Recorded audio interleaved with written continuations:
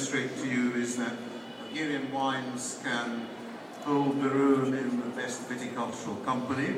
And there is also the food, which you can see on the table, with a Hungarian flavour, and I'll say something more about this. Now the proceedings will go like this. I will introduce three vintners who have each brought some of their own wines from different wine-producing districts. You can see a map of the Hungarian wine-producing districts. There are 22 in total, enormous variety. Some of these wines are among my favourites, so I chose them.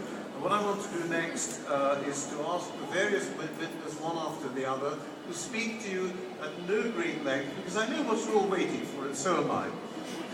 First, I'd like to introduce Nimród Kovacs from Eger. That's the two pictures over there. Okay. Oh, and we won't be speaking Hungarian today. Thank you, Professor. Good evening and welcome to Hungary. Nice to see you guys here. All right.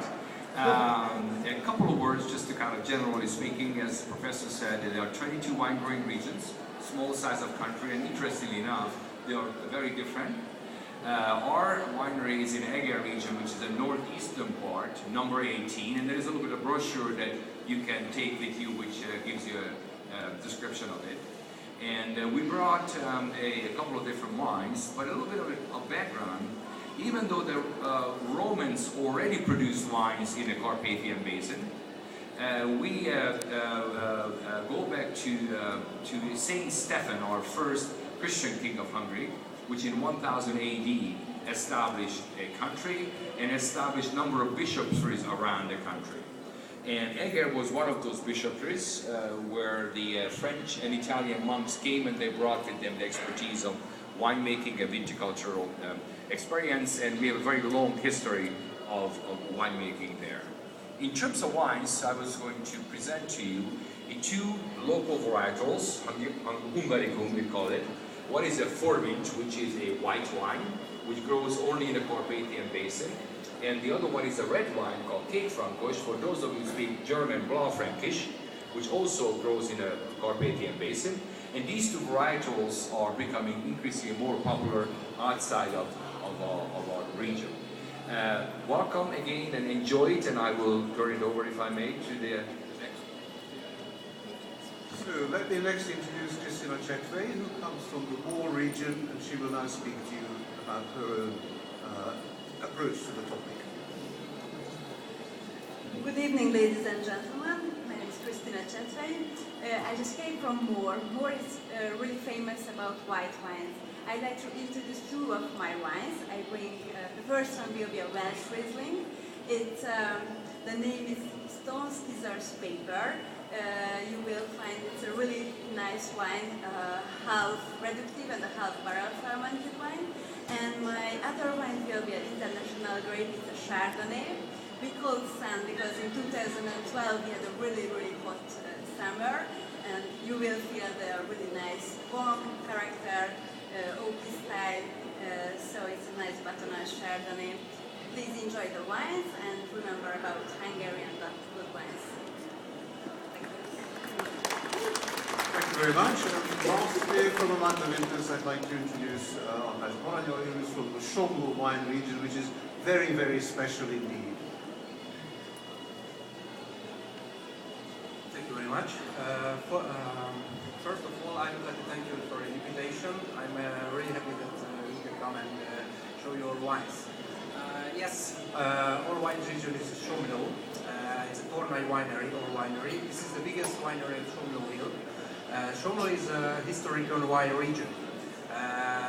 Maybe you know that, or I get a special one type of grape type, the Euphork. It's a unique, it's a Hungaricum. If I try to translate, it's a tail of a sheep. The name is come from the shape of the grape because it's ready to cut. The back of the grape is turning back, and it seems the tail of the sheep. And there is one legend, maybe you know, there's the wedding night wine legend. That's come from the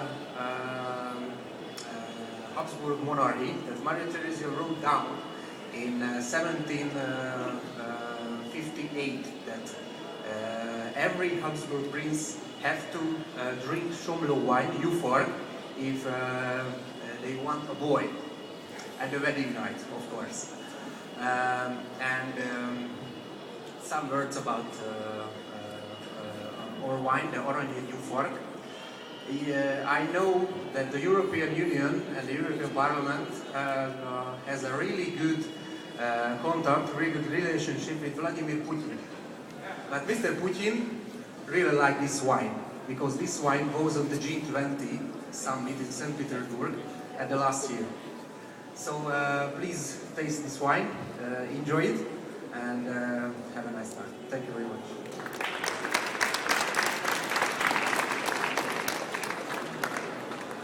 So my grateful thanks to all three of you.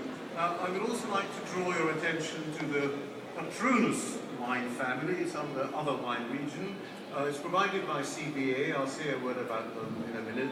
Some of you will know that Patronus is incidentally the name of a spell pronounced by Harry Potter. It conjures up one's innermost feelings. I'm sure the wine does the same. A word on the food. Here you see Lazar Kovacs, who's dressed like a chef, and that is because he is a chef. And in a short period of time, he will bring out an enormous knife and start slicing the ham over there. What we have today is part of the Hungarian tradition of preparing pork products, charcuterie. And what we have today is uniquely Hungarian. It comes from a very special kind of pig called mongolica. This is, you must see pictures of it, the celebrated woolly pig. It looks a little bit like a sheep, but don't confuse it with a sheep's tail. And this is a very particular flavor. It's not all that far from wild boar. And according to Hungarian urban legend, it's very low on cholesterol, so it's terribly good for you. As a matter of fact, there was a Mongolica festival in Budapest last weekend. I was there. It was extremely crowded, which clearly means that Mongolica brand is very popular indeed. Now, if you look to my left, you will see two tableaux devoted to Fröccs. Again, this is a hukaricum. It's the Hungarian for either spritzer or Weinscholle, the mixture of wine and soda water, or maybe other substances as well. I say this is strictly for summer drinking. To be used with inexpensive wine, so no soda siphons have been provided today. I have reason to believe that the extraordinary range of wine mixtures has been very finely elaborated in Hungary. The contents of this tableau are available in a leaflet, which you will find, there it is. There are quite a lot of copies around. You're all welcome to take a copy. And by the way, there are also copies of an excellent book on the white wines of Hungary, in both English and Hungarian.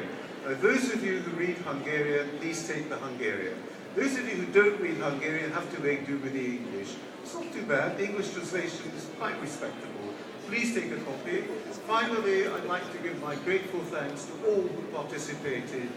Great team in the organization and management of this event. Agnes Tordai from Primetime, Nardai from CBA, to the vintners, and above all to the members of my office, to Gertrude, to Zita, and Emma Scher, who is in Budapest, was unable to come today.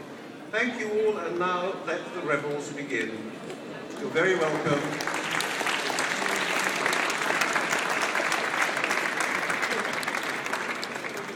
And now,